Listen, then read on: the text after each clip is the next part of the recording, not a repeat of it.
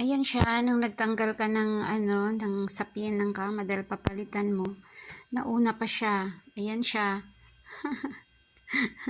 Ang cute naman, pichi ko.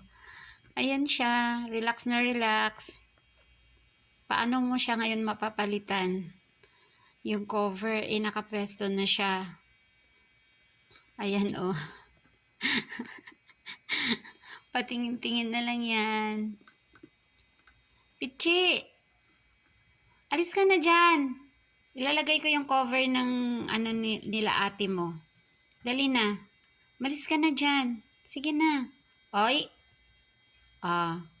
Hindi talaga siya. Ayaw niya talaga umalis. Nakarelax ka talaga dyan ha. Dahil wala sila ate mo ha. Paano ko yan ngayon mapalitan? Ito na yung cover oh. Oh, ito na yung cover. Dali na. Papalitan na natin. Sige na.